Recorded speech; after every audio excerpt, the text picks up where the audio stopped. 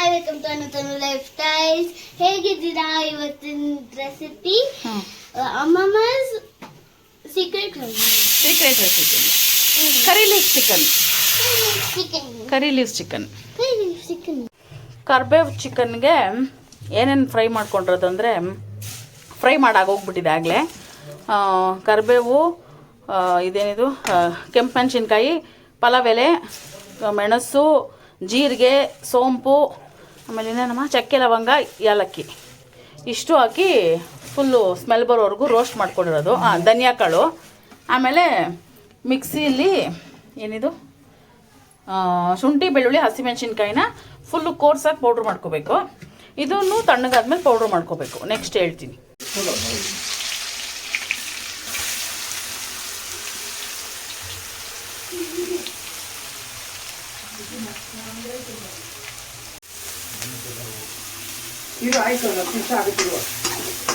ಇವಾಗ ಶುಂಠಿ, ಬೆಳ್ಳುಳ್ಳಿ, ಹಸಿಮೆಣಸಿನ್ಕಾಯಿ ಹಾಕ್ಕೊಂಡು ಎಣ್ಣೆಲಿ ಫ್ರೈ ಮಾಡ್ತಾ ಇರೋದು ಹಸಿ ವಾಸನೆ ಹೋಗೋವರು.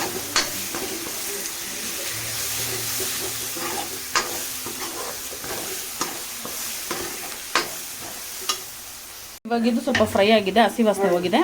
ಸೊ ಇದಕ್ಕೆ ಈರುಳ್ಳಿ ಹಾಕ್ಕೊಳ್ಳೋಣ. ಇವಾಗ ಅದೇ ಟೈಮ್ಗೆ ಇದು ಗ್ರೈಂಡ್ ಆಗಿದೆ ನಾವು ಮಾಡ್ಕೊಂಡಿರೋದು ಕರ್ಬೇವಿಂದು ಪುಡಿ. ಸೊ ಇವಾಗ ಈರುಳ್ಳಿ ಹಾಕಿ ಈರುಳ್ಳಿನ ಚೆನ್ನಾಗಿ ಫ್ರೈ ಮಾಡ್ಕೊಳ್ಳೋಣ.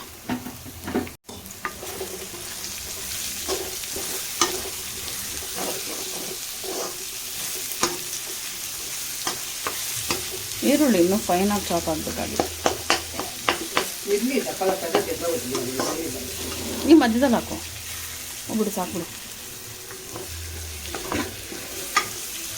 ಸೊ ಇದು ಫ್ರೈ ಆಗಿದ ತಕ್ಷಣ ಇದು ಎರಡು ಚಿಕ್ಕದು 2 ಟೊಮೆಟೊನ ಚಾಪ್ ಮಾಡಿ ಇಟ್ಕೊಂಡದ್ದು. ಇವಾಗ ಈರುಳ್ಳಿ ಸ್ವಲ್ಪ ಆಗಿದ ತಕ್ಷಣ ಅದಕ್ಕೆ ಟೊಮೆಟೊ ಹಾಕಿ, ಟೊಮೆಟೊ ಸ್ವಲ್ಪ ಸ್ಮ್ಯಾಶಿ ಆದಮೇಲೆ ನಾವು ನೆಕ್ಸ್ಟು ತೊಳೆದಿಟ್ಕೊಂಡಿರೋ ಚಿಕನ್ ಹಾಕ್ಕೊಳ್ಬೇಕು.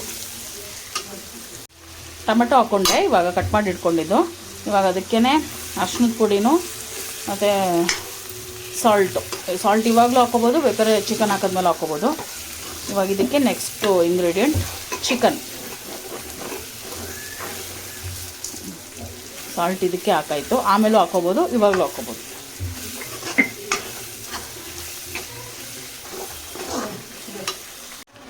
ಇವಾಗ ಚಿಕನ್ ಹಾಕ್ಕೊಳ್ತಾ ಇದ್ದೀವಿ. ಚಿಕನ್ ಆಗಿದ ತಕ್ಷಣ ಕಲಿಸ್ಬಿಟ್ಟು ಸ್ವಲ್ಪ ಚಿಕನ್ ಎಲ್ಲ ವೈಟ್ ಆಗುತ್ತಲ್ಲ ನೀರು ಬಿಟ್ಟು ಅಲ್ಲಿವರೆಗೂ ವೆಯ್ಟ್ ಮಾಡಬೇಕು. ಇವಾಗ ಒಂದು ಈ ಥರ ಕಪ್ಪಲ್ಲಿ ಒಂದು 3/4 ಕಪ್ಪಷ್ಟು ಮೊಸರು ಹಾಕೋದು. ಇದು 2 kg ಆಫ್ ಚಿಕನ್ ಇದೆ. ಸೊ ಮೊಸರು ಹಾಕೋದು ಎಂತಕ್ಕೆ ಅಂದರೆ ಸ್ವಲ್ಪ ಚಿಕನ್ ಟೆಂಡರ್ ಆಗಲಿ ಅಂತ, ಸಾಫ್ಟ್ ಆಗಲಿ ಅಂತ. ಇದ್ರ ಜೊತೆಗೇ ಇವಾಗ ಏನು ಮಾಡೋಣ ಅಂದರೆ, ಇವಾಗ ನಾವು ಅದೇನು ಮಿಕ್ಸ್ ಮಾಡಿ ಇಟ್ಕೊಂಡಿದ್ವಲ್ಲ ಪೌಡ್ರು, ಇದನ್ನು ಆ್ಯಕ್ಚುಲಿ ಲಾಸ್ಟಲ್ಲಿ ಹಾಕೋದು.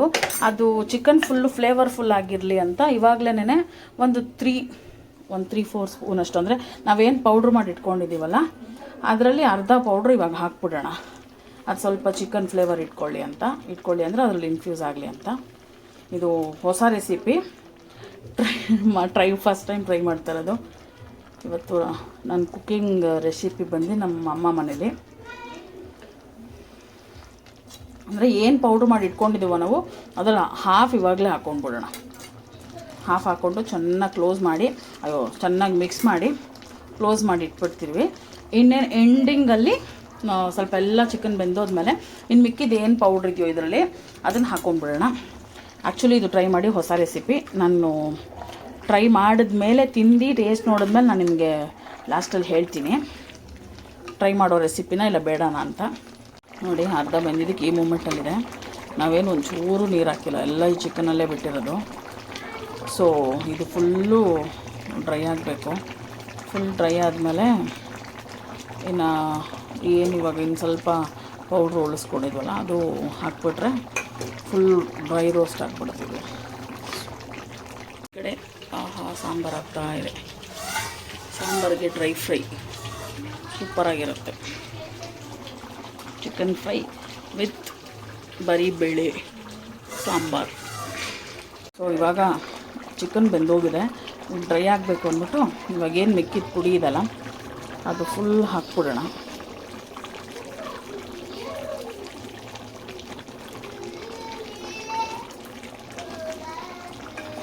ಹಾಕ್ಬಿಟ್ಟು ಮಿಕ್ಸ್ ಮಾಡ್ಕೊಳ್ಳೋಣ ಇದು ಇವಾಗ.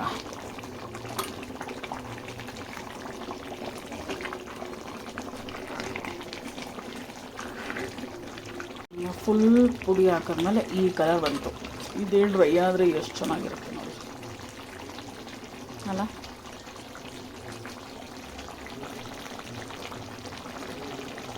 ಎಷ್ಟು ಚೆನ್ನಾಗಿ ಕಾಣಿಸ್ತಾ ಇದೆ. Can't wait to eat. Full dry ಆಗಿಬಿಡಲಿ. ಆ ಬೇಳೆ ಸಾರು ಹಾಕ್ಕೊಂಡು ಬಿಸಿ ಬಿಸಿ ರೈಸ್ ಹಾಕ್ಕೊಂಡು ತಿನ್ನೋದು. ಈ ನೀರೆಲ್ಲ ಡ್ರೈ ಆಗಿದೆ, ಸ್ವಲ್ಪ ಗ್ರೇವಿ ಥರ ಇದೆ. ನಾವು ಈ ಸ್ಟೇಜಲ್ಲೂ ಹಂಗೆ ಇಳಿಸ್ಕೊಬೋದು, ಯಾಕಂದರೆ ಚಿಕನ್ ಆಗಲೇ ಫುಲ್ ಕುಕ್ ಆಗೋಗ್ಬಿಟ್ಟಿದೆ. ಈ ಸ್ಟೇಜಲ್ಲೂ ಇಳಿಸ್ಕೊಂಡ್ರೆ ರೈಸ್ಗೆ, ಚಪಾತಿಗೆ, ರೊಟ್ಟಿಗೆಲ್ಲ ಚೆನ್ನಾಗಿರುತ್ತೆ. ಸೊ ಇನ್ನೂ ಡ್ರೈ ಮಾಡೋಣ ಅಂದರೆ ಆವಾಗ ಇದಕ್ಕೆಲ್ಲ ಚೆನ್ನಾಗಿ ಅನಿಸುತ್ತೆ. ಸಾಂಬಾರು ರೈಸಿಗೆ, ರಸಮ್ ರೈಸಿಗೆಲ್ಲ ಚೆನ್ನಾಗಿರುತ್ತೆ. ಬಟ್ ಈ ಸ್ಟೇಜಲ್ಲಿ ಟೇಸ್ಟ್ ಮಾಡಿದೆ, ತುಂಬ ಚೆನ್ನಾಗಿದೆ. ಸೊ ಕಲರೇ ಅನ್ನಿಸ್ತಾ ಇದೆ, ಫುಲ್ಲು ತುಂಬ ಟೆಂಪ್ಟಿಂಗ್ ಆಗಿದೆ ತಿನ್ನೋದಕ್ಕೆ ಅಂತ. ಟೇಸ್ಟ್ ಮಾಡಿದೆ, ತುಂಬ ಚೆನ್ನಾಗಿ ಬಂದಿದೆ, ಟ್ರೈ ಮಾಡ್ಬೋದು. ಅಲ್ಲಿ ನಮ್ಮ ರೆಸಿಪಿ ಹಿಂಗೆ ಕಾಣಿಸ್ತಾ ಇದೆ, ರೆಡಿಯಾಗಿದೆ. ಇನ್ನು ಟೇಸ್ಟಿಂಗ್ ಟೈಮ್. ಆ್ಯಕ್ಚುಲಿ ಟೇಸ್ಟ್ ಮಾಡ್ತಾಯಿದ್ದೀನಿ ವೈಟ್ ರೈಸ್ ಮತ್ತು ಇದರದ್ದು ಗ್ರೇವಿ ಜೊತೆ. ತುಂಬ ಚೆನ್ನಾಗಿ ಬಂದಿದೆ. ಮಸ್ಟ್ ಟ್ರೈ ರೆಸಿಪಿ ಇದು.